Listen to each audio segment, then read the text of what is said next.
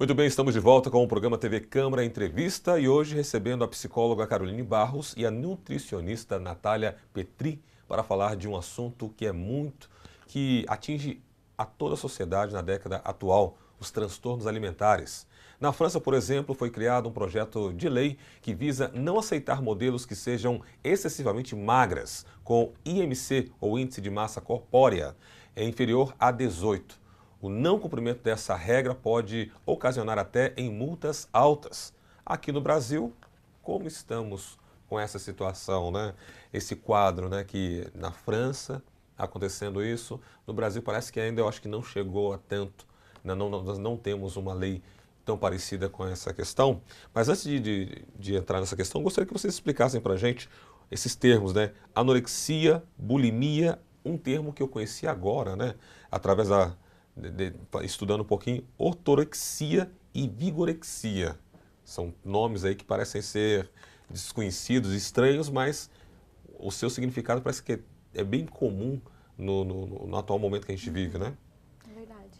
A anorexia, ela é o transtorno, esse transtorno, ele diz respeito às pessoas que evitam ingerir qualquer tipo de alimento, né? Ou seja, o medo de engordar é tão grande que essa pessoa, ela cria uma certa repulsa em relação aos alimentos. Ela realmente não se alimenta de forma alguma porque ela busca estar dentro daquele padrão em que ela considera perfeito. E é interessante enfatizar porque às vezes a gente olha para essas pessoas que apresentam o transtorno anorexia e nós olhamos e percebemos às vezes o quão magras elas já estão, mas elas não têm muitas vezes essa percepção. Realmente elas podem estar muito magras e elas olham para o espelho e se veem de certa maneira acima do peso ou mais gordinhas do que gostariam. Elas têm uma visão distorcida, né? Agora, a bulimia é um pouquinho diferente, porque na bulimia existe a questão da compulsão alimentar, ou seja, a pessoa come em excesso, mas logo depois ela sente um sentimento de culpa e para diminuir esse sentimento de culpa, ela vai provocar episódios de vômito ou a ingestão de alguns remédios.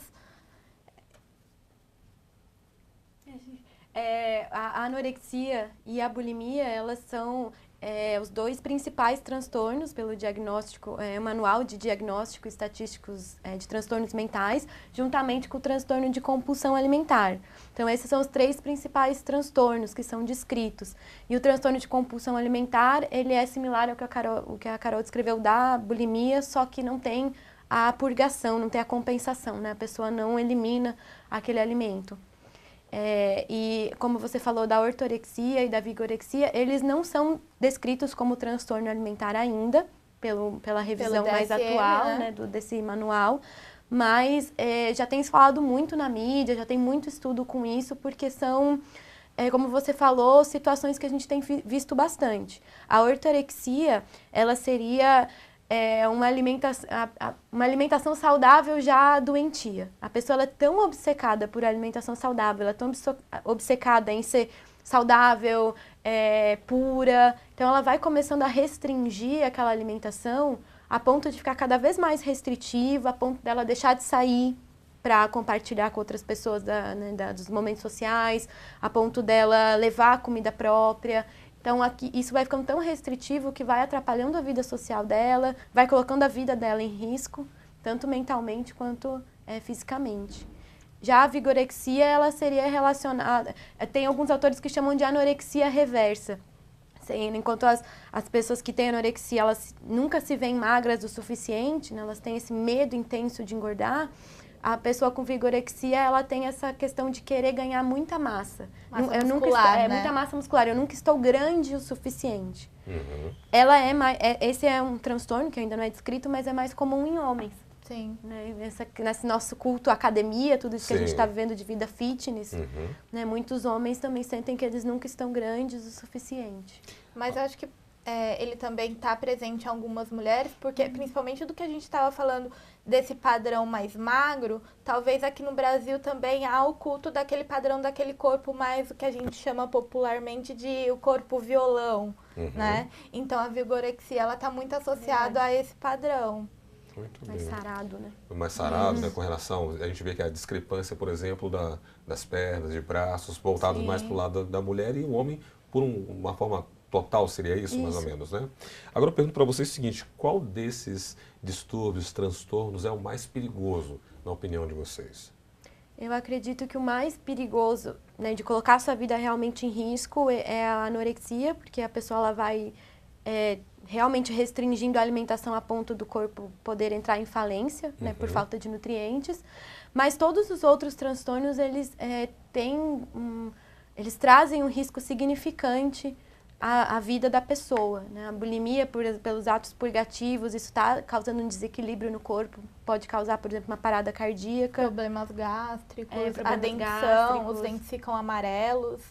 E a compulsão, ela também, né? Tanto a questão gástrica, né? Pelo consumo excessivo, mas toda a questão do ganho de peso e toda a vivência da pessoa se torna bastante... Né, a gente está falando um pouco limitada, né? Bastante limitada em questões sociais e mentais, assim, né? A gente está falando aqui do sofrimento físico, mas o sofrimento mental é muito intenso. Né? Agora eu pergunto a vocês o seguinte, como abordar, né, esse tema, né, com alguém, já que a exposição, de uma forma adequada, digamos assim, para a gente abordar esse tema com alguém que a gente suspeita ou já que visualiza que sofre de algum desses transtornos? Qual é a forma mais adequada de se lidar? Porque o que a gente vê em alguns casos é que a família trata como uma certa frescura por parte, de repente, daquela menina que não quer comer. Ah, não quero comer isso. Ela se nega a comer uma pizza comprada pela família ou se nega a ir a algum determinado lugar para fazer um lanche. Né? E alguns outros comportamentos que a família não começa, digamos que de imediato, perceber que aquilo lá já é um indício, né, de algum certo transtorno e começa lidando dessa forma, né? De uma forma talvez que... pelo menos eu julgo ser inadequado, vocês me corrijam, né? De, não tratar como uma frescura, ela não quer comer. É fase. É fase. Como tratar desse assunto de uma forma séria e mais adequada?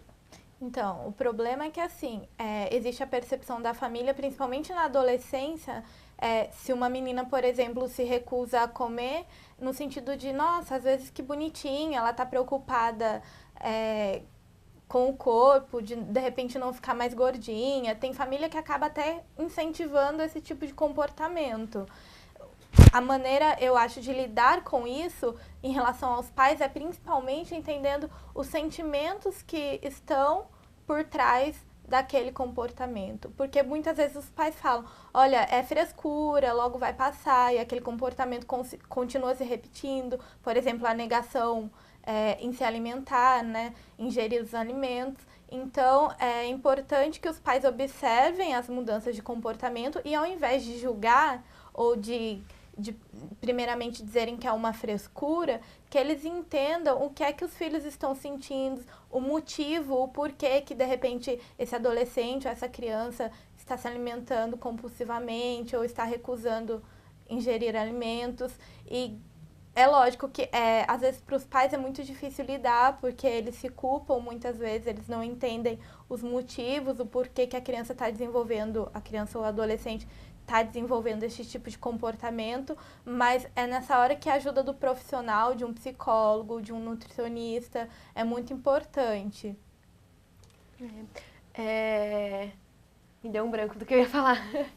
Eu ia só ressaltar realmente de não trazer esses comentários de frescura, ou às vezes acontece, o contrário do que a Carol falou, os pais querendo forçar muito. Não, tem que comer, vai ficar aí até terminar de comer. Isso acaba causando uma resistência ainda maior daquela criança ou do adolescente.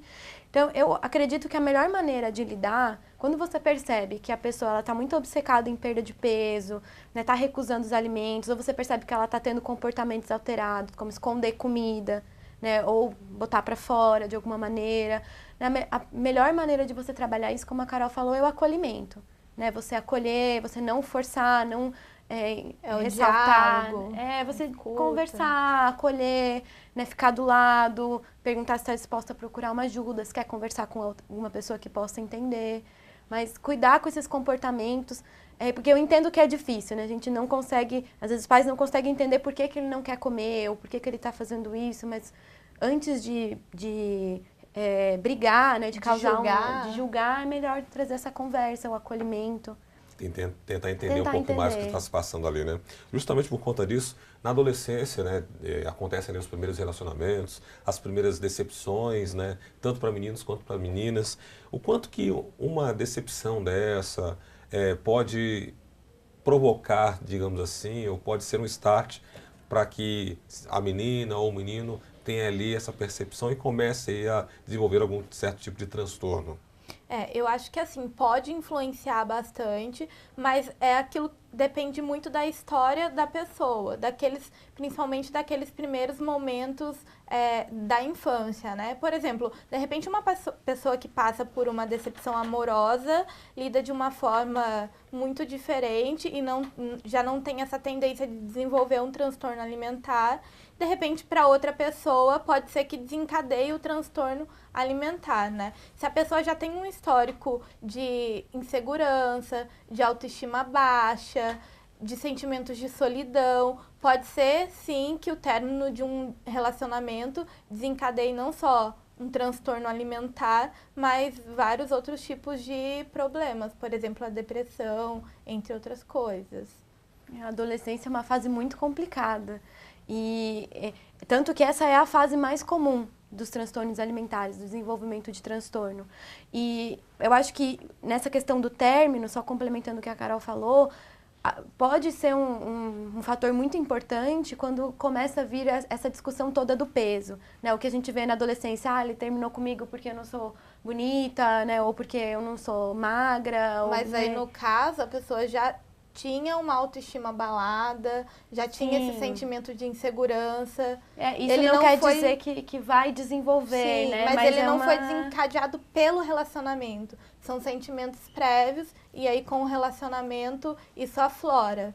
Eu digo assim que que isso acontece na adolescência, independentemente de ocorrer um término ou não, existe toda a questão do bullying com o peso, né? Existe essa questão do corpo, é a fase que começa esse interesse, né, entre de amoroso, assim. Então, eu ia pontuar só que é importante os pais ficarem de olho nesse tipo de discurso e tentar evitar que isso ocorra dentro de casa, ou sempre... eu ia justamente pontuar essa questão da autoestima, principalmente com as meninas, né, mas também com os meninos, sempre incentivar uma boa autoestima, falar que a pessoa ela é suficiente, né, que ela é bonita da maneira dela, começar a quebrar um pouco essa questão e dar esse reforço para a pessoa, para que ela não fique tão vulnerável a esse discurso que vai vir, que infelizmente é cada vez mais forte, com o aumento da mídia é cada vez mais forte. Então os pais eles podem ficar atentos nesse sentido. E evitar esse discurso dentro de casa, né? Que às vezes os próprios pais também já têm essa questão com eles, né? Eu acredito que a adolescência, ela realmente é uma fase complicada, porque assim, é aquela fase que você está passando por alguns lutos. Você deixa aquele papel infantil, aquele corpo de criança, principalmente para as mulheres é muito difícil, porque as pessoas te olham de uma forma diferente. Então, você passa por esses lutos que na psicologia a gente chama de lutos narcísicos, para você assumir papéis novos, né? Então, assim, em relação, por exemplo, à anorexia, a essa negação de se alimentar, dentro da psicologia, da psicanálise, a gente tem uma compreensão de que também é uma maneira de você não ter superado esse luto que você vivencia na adolescência de uma forma saudável, ou seja, você se nega a deixar, de repente, aquele papel infantil para assumir um papel novo, que a adolescência exige, né? Novas responsabilidades, mais independência dos pais. É verdade. Muito bem, você está assistindo ao programa TV Câmara Entrevista. Nosso tema de hoje é transtornos alimentares. Estamos recebendo aqui a psicóloga Caroline Barros e Natália Petri, ela que é nutricionista.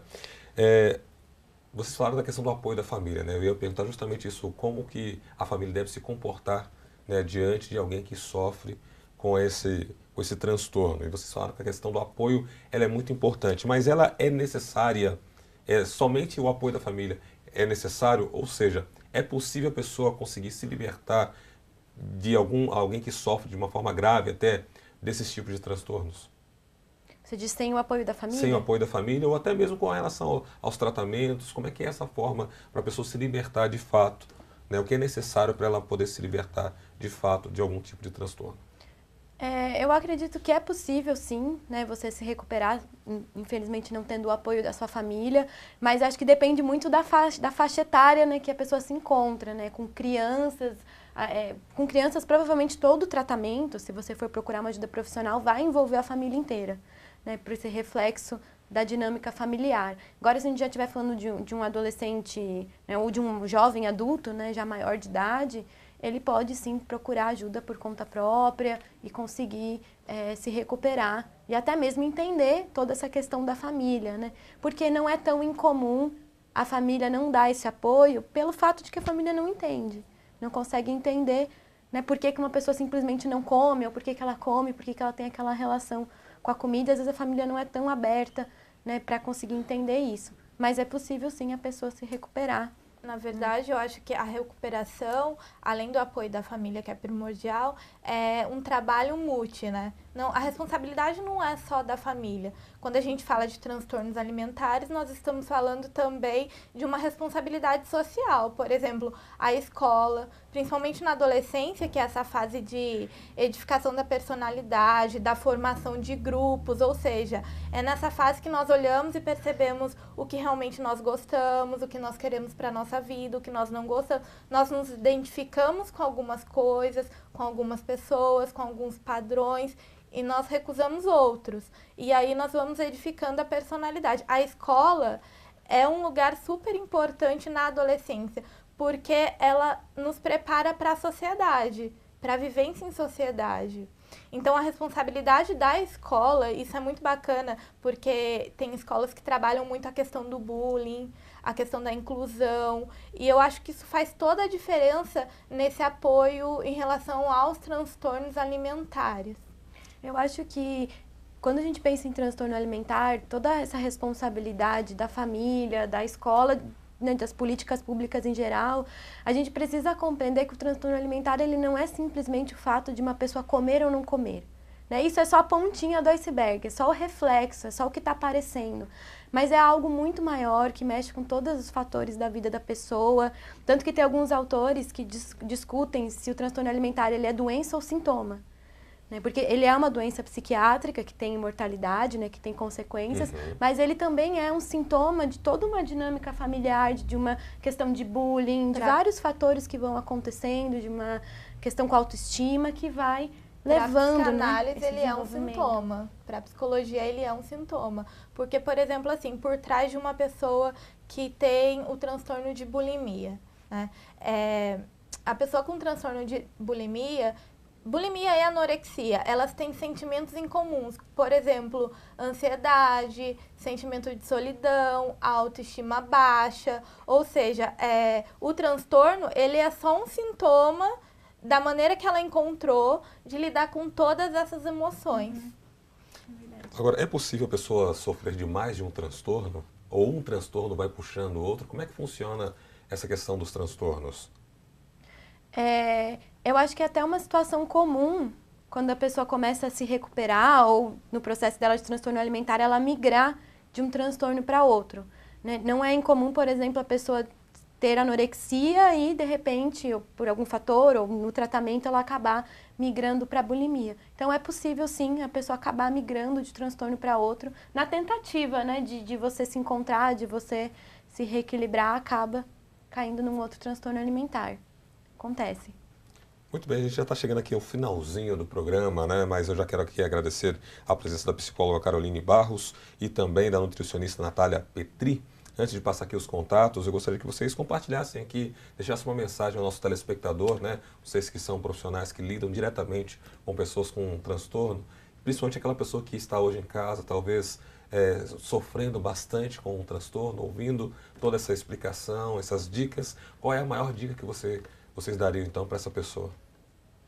Bom, eu acho que não só para as pessoas que estão passando por esses transtornos alimentares, mas principalmente por ser um transtorno que afeta crianças e adolescentes, é importante também falar com os pais, né? Então, assim, muitos pais se culpam por essa situação, não entendem o porquê o filho está passando por essa situação.